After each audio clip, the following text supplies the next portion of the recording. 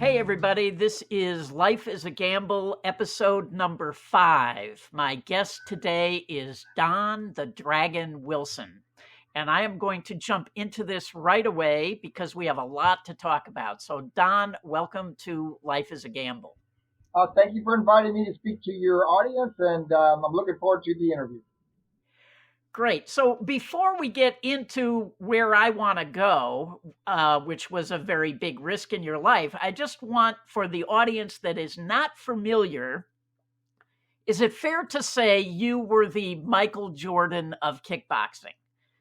Well, I was one of them. I was one of them. Okay, I can't deny that. That I was one of the top guys in my day. Yeah, I was.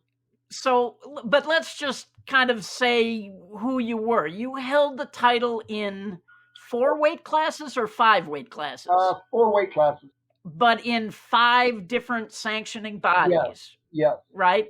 Correct. So, and you held the title for 10 years, 11? 10 years for the light heavyweight title, which is the one my main concentration was the WKA light heavyweight world title. That I consider, now I did win other ones, but they were never goals. They were just because the association sanctioned the fight as a title fight, I won another title, but I never even defended them. I just relinquished them. Part of that was there wasn't anybody left in your weight class to beat, right? Look, I fought the top guys. Beating the champion, you can't duck the number one contender. Once a year, you got to fight them. Okay, so for the WKA title, for 10 years I held it. Well, I fought the number one contender and several other top 10 fighters those 10 years. And none of them beat me. I never lost the title in the ring. I relinquished titles and I gave them up and I did that, retired them, however you want to put it. But I did not lose a world title after winning one, being granted one in the ring. And another thing, which seems crazy to me, is you went to Hong Kong and fought for the Muay Thai title, which is different Correct. than kickboxing. Generically, we call the sport kickboxing, but there's a form of the sport started in 1974 in America called full contact karate. Now that is punching and kicking, but no kicking below the waist. So if you are the champion of that, that's great, and I have nothing against them. But in the Orient, they all kick the legs, so they don't even respect that style of fighting. Full contact karate is what they called it, and this is when I first started in 1974. So I wanted to fight under all the styles. And the 3 main ones were full contact karate, as I said, only kicking above the waist. Then Japanese style of kickboxing, where you have the leg kicks and you can use knees, but you can't hold the head. Then you have Thai boxing, where you can use elbows, knees, you kick the whole body, you fight barefoot. It's the most realistic style of kickboxing would be Muay Thai. And I liked it. I enjoyed it. I did. Well, I fought every fight that I was offered.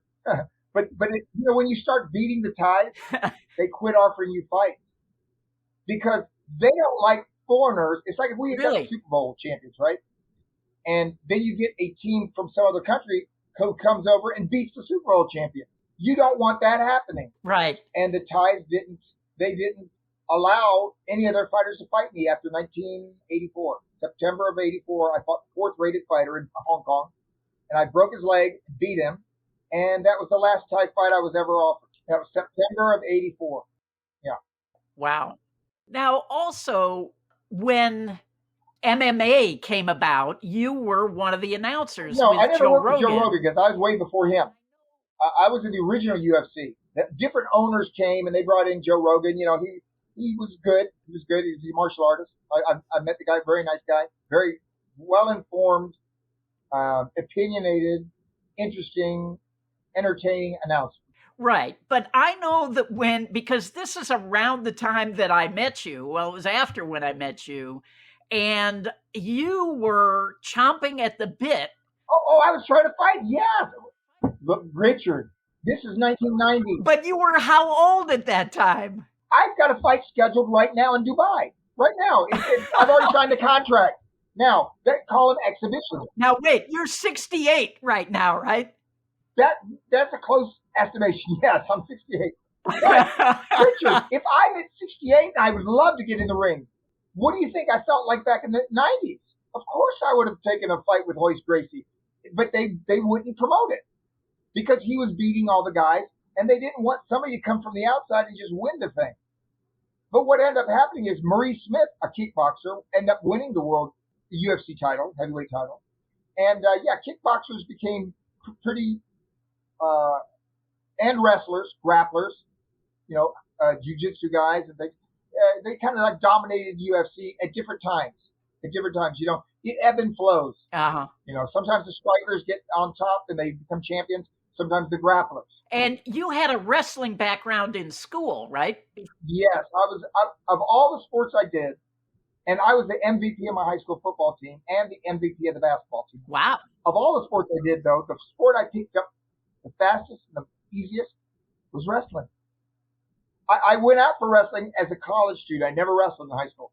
And they said, the athletic director said, son, that's impossible. No athlete ever starts a sport at the collegiate level. Like your first day on a wrestling mat is in college, which was for me. And I go, look, I'm an athlete. I can learn to wrestle. Just let me go on the mat now. And if he gives me a scholarship, I'll learn. And he said, okay, there's my 190 pounder. So I get in there and I'm wrestling with him. And of course, the guy I didn't even know the rules, Richard.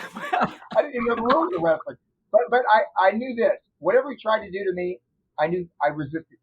And the athletic director and the wrestling coach at the college I was going to said, he's got a little potential. Let's put him on a 1 week trial period. Yeah, I think it was 1 week. It might have been 2 weeks. Regardless, in a few days, they said, no, give him a full scholarship. Wow. And my second year wrestling for that, I took fourth in the state of Florida at 177. Now, I went from no wrestling to fourth in the state, and that's against all the schools, Richard. I was going to a junior college, so it's only the first 2 years. But we wrestled University of Florida, University of Miami, Florida State University. We wrestled the big guys. And, I kicked that sport the fastest. Although kickboxing I had to learn how to box. I could kick. I was always a good kicker. But, and I still work. I go to the boxing gym. I don't go to a martial arts school. I go to the boxing gym when I train. And, I still work my hands because, if that's your weak spot, that's what you need to concentrate on, right? And my punching was the weak part of my fighting abilities. I could have really, really done well in MMA, I believe. Yeah, I think, yeah. That would have been the sport I was born to do because with the grappling, the submission, so many things that I was good at, I couldn't use as a striker. Like strength doesn't matter as much as, to me anyway, as a striker, as strength does to a grappler. That's a good advantage to have on somebody to be stronger than them if you're trying to manipulate their bodies on the ground. If you're trying to strike them, sometimes that added weight on your arms and your back slows you down as a striker. You're going to be getting hit more because the other guy's lean, he's faster. For me, the advantage, the sport that I would have the most advantage would be MMA. Huh. And I never did one competition, unfortunately. It came after my day. So what I really wanted to talk to you about, though, is here you are, you're this world champion, and you decide to chuck it all and head to LA and be an actor. Well, we can blame all that on Chuck Norris. Okay. Chuck and I became friends. I believe it was 1980 was the date of the fight. It was 1980. I met him. He came to one of my fights. And after the fight, we went to his hotel room and I talked to him and he said, Don, I was a fighter. Bruce Lee called me up and asked me if I'd do a fight scene in a movie. So he said, I wasn't making a big career move, but I did it and people thought I looked good. And I got other offers to appear in a movie. So I started acting. And he said it turned out to be a great second career for him. He went from fighting to acting. Now, of all the actors that do fighting, Chuck and I have the same background. We were known worldwide as fighters before we did our first line of dialogue. Now, all the other guys, and I'm not saying it's a bad thing. I'm saying Van Damme, Seagal, Jeff Speakman, any other martial artists, if they had never done a movie, we wouldn't be talking about it because they did nothing as fighters. They were not the top fighters. The reason Chuck got offered the Bruce Lee movie is he was known to be the best fighter in the world in his day.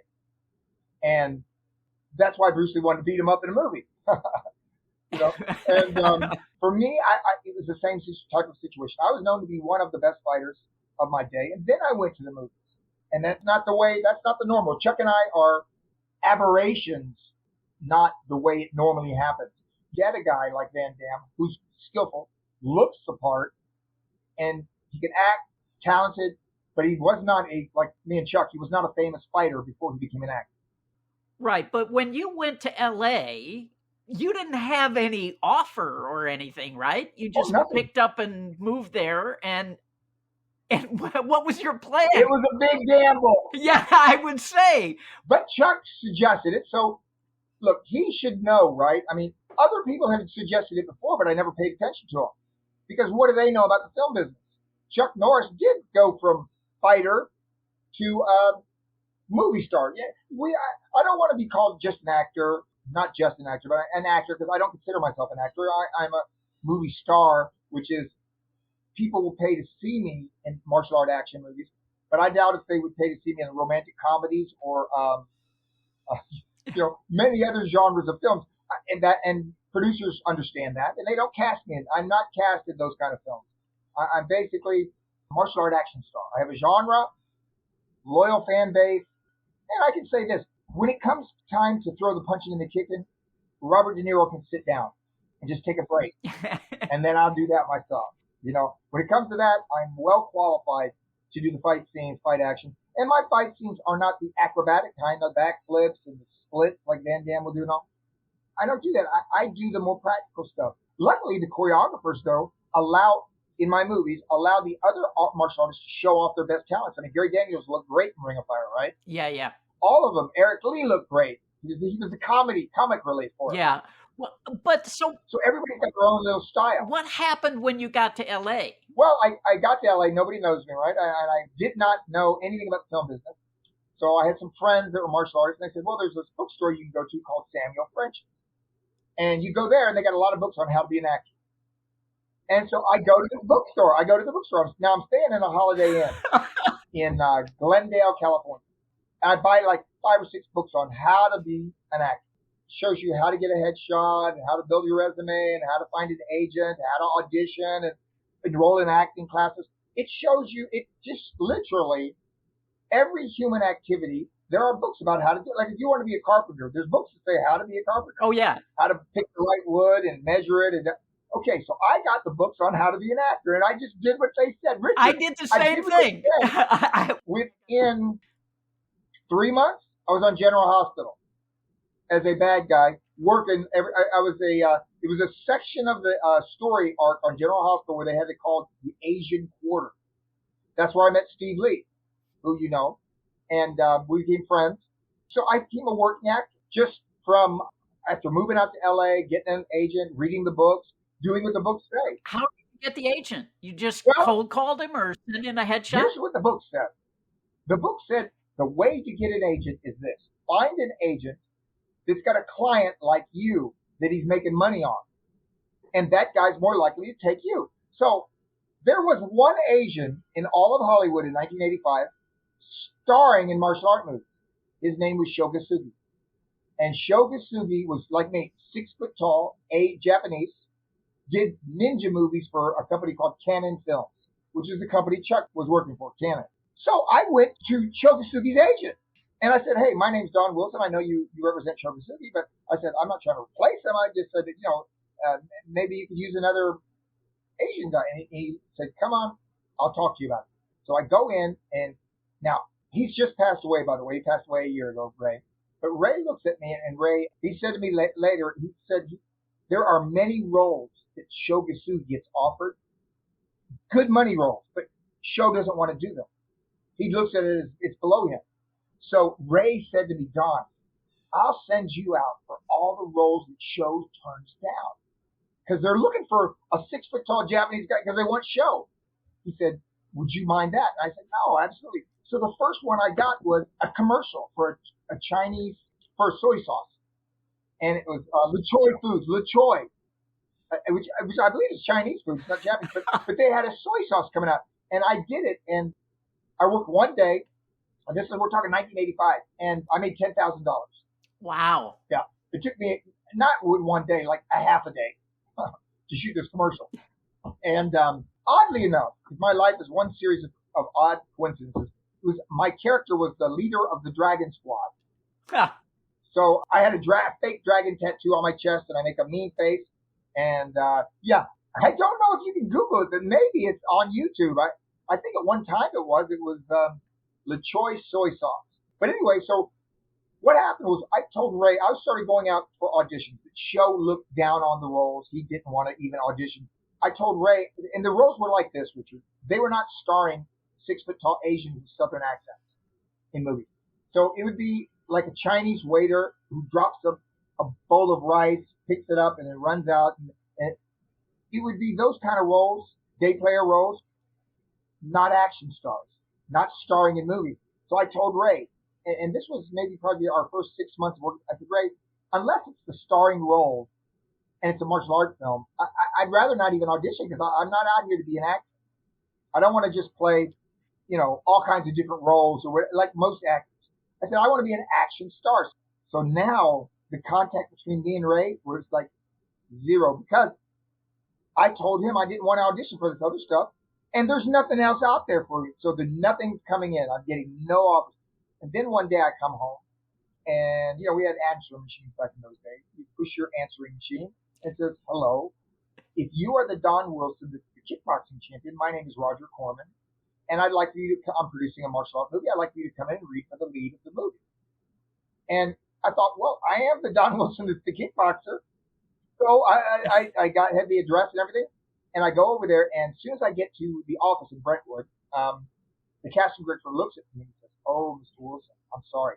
Well, we didn't realize you were Asian. He said, this is for Caucasian lead, and the brother's already been cast. He goes, I'm sorry you were called out, but he said, look, I don't want you to have wasted your time. So he said, why don't you come in and just read it? Maybe you could be one of the bad guys. Which now I know is courtesy read, because Richard, if Roger Corman wants a bad guy, who looks like me, there's many of them in the Philippines. He's not going to fly them to the Philippines, put them in a hotel room to be the bad guy. No, that was a courtesy read. He just wanted me to say, well, you memorized the lines. You can. So he read me. I read for the casting director, the courtesy read. And he looks at me and he doesn't say anything. He goes, I'll be right back. Excuse me. He leaves his office. And I'm sitting in the casting office and I'm waiting. And there's a bunch of big line of martial artists, all guys I knew because they were legitimate world champions. But all Caucasian. Yes, they were all Caucasian. The casting director comes in and says, Roger Corman wants to meet you. Now, luckily for me, Richard, I had no idea who Roger Corman was, but he could have said Joe Smith. I wouldn't know the difference. I meet him. I didn't know he had started all these careers because that would have added another level of nervousness to my audition, right? So I go in there and I meet him and he says, Don, I'm the producer. My name's Robert Corman. Tell me about yourself. And I told him my backstory of my training and how I got the idea to try to be an actor from Chuck Norris, and that's why I'm out in Hollywood.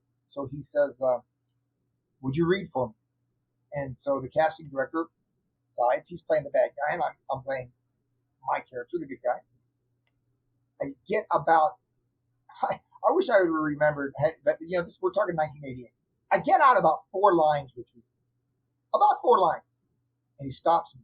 Now I know as an actor, when you get stopped after that, that means don't let the door hit your butt on the way out. You've blown it so bad. He says, oh my God, this guy's got it. Yeah. But that's not Roger Corman. So Roger stopped me after 4 lines because he had seen enough. He cast me on the spot, handed me the script, said, you leave in 2 weeks. You star the movie. And he said to me, Don, you're going to do martial art movies. Wow. Later in your life, you're going to do action movies. You're going to be an action star. And I'm looking at him, and I don't know who he is. He goes, much, much later, you're going to be a famous dramatic actor in Hollywood, around the world, because you're going to be a famous. So I didn't know who he was. So I'm just thinking, what do you want me to do? Invest in the movie or something? He's telling me I'm going to be this big movie star, and I got 4 lines out of this scene. So I go immediately I was living in Beverly Hills then, but don't think I had money because I was living in what we call the ghettos, which is the apartment complex. I had an apartment in Beverly Hills, but they still are great apartments, and it was still a nice place to live. But anyway, so I go to a guy named Barry Newman, who's an actor living there with me.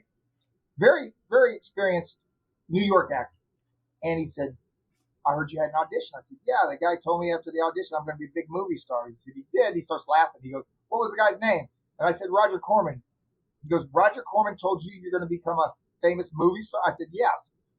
And he said, come in here, come into my apartment. And he sat me down and explained to me who Roger Corman was.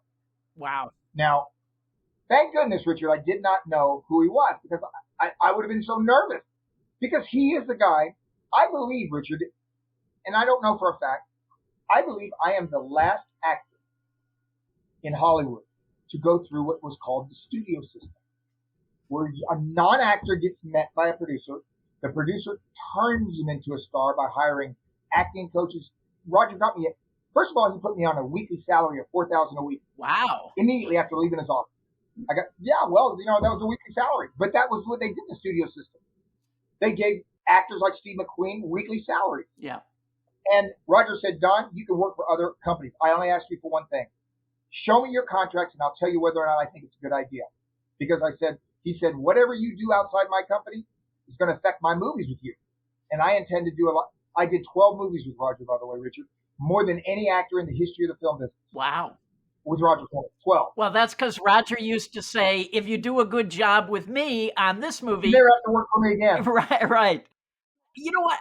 I want to mention something about when you were talking about roles for Asian actors in Hollywood. Well, Sean Penn told me that. Sean Penn said they don't write them for people like you. Right. Roles. So when we were doing Ring of Fire and I was auditioning people, all these Asian actors were showing up that I did not call in.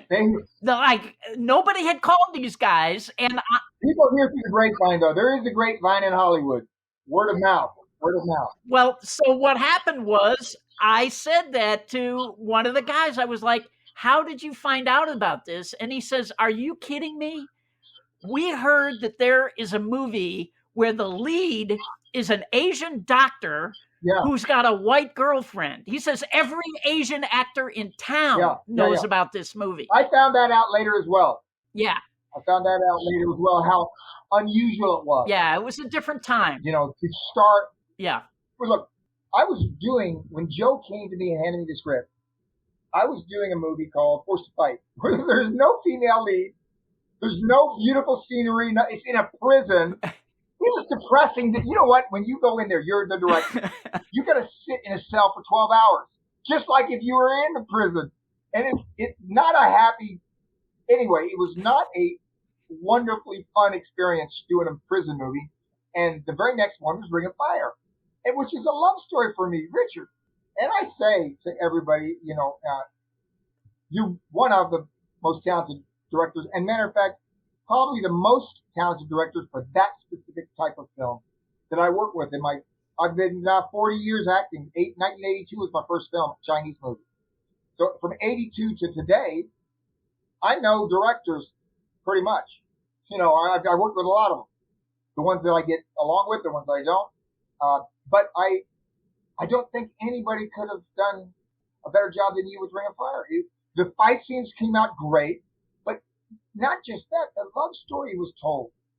The love story came out. People were, I know there was a few things that happened at the end, like the music left it up as she was maybe going to die from the wound or whatever, but I think it came through. Everybody loved the movie, Richard. To this day, I meet women that say, oh, I love that movie, Ring of Fire.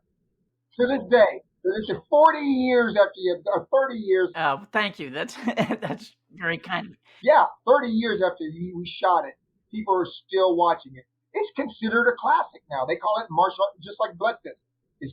Tarantino showed Blood Fist, and he asked me to come and do a Q&A after the screen. But his theater only shows what he considers the iconic movies of the 60s and 70s and whatever. And Blood Fist is one of them. He showed Blood Fist 1 and 2. He showed Blood Fist 1 and 2, a double feature. Wow. And at his theater here in LA. And I went and sat down and answered questions about the making of it. You know what? Film students, since I am the guy who worked mostly with Roger, they really asked me about Roger. Because he's produced, 300 movies? Over 300 movies. Yeah. If you're going to get hooked up with a guy when you first start off, your first starring role, that's the one, right? He's the one. He's the guy in the B movie that King of the Bees, I think was his nickname, right? Like I'm the dragon. He's the king of the bees. So he's not just another Hey, you know what? I think number two is Joe Mary. Not when I met him. He wasn't the king of anything when I met him, but he became Oh yeah, very successful. Over over 100 movies. 150 movies Yeah.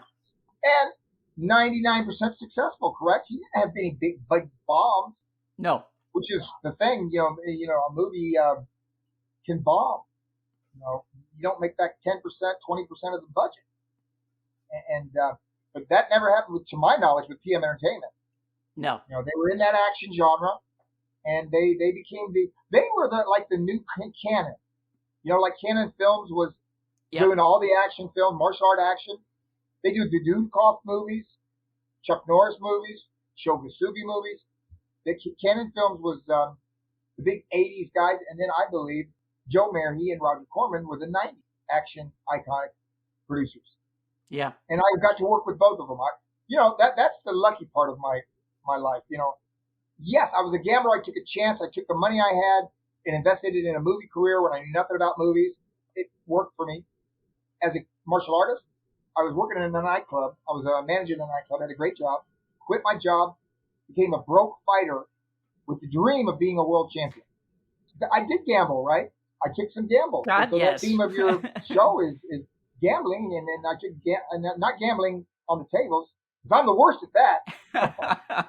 I lost 2 fight purses at the casino after the fight. Wow. Well, listen, I want to thank you for doing this. I'm pretty much out of time here, so this has been great. It's we haven't seen each other in a long time. It's great to see you, and I really appreciate your doing this. Yep. We're gonna have to work together again, though. Hey, yeah. I have a recommended, which kind of came to me as I was talking to Don. And for those of you who are not familiar with Roger Corman, or maybe you are, he wrote a book 30 some years ago or 25 years ago called How I Made 100 Movies in Hollywood and Never Lost a Dime. Roger Corman was the king of B movies, and just so many famous people got their start working for him, almost everyone you can think of. So it's a fascinating book, often very funny, and that is my recommended. So that's it for this episode. I will see you all next time.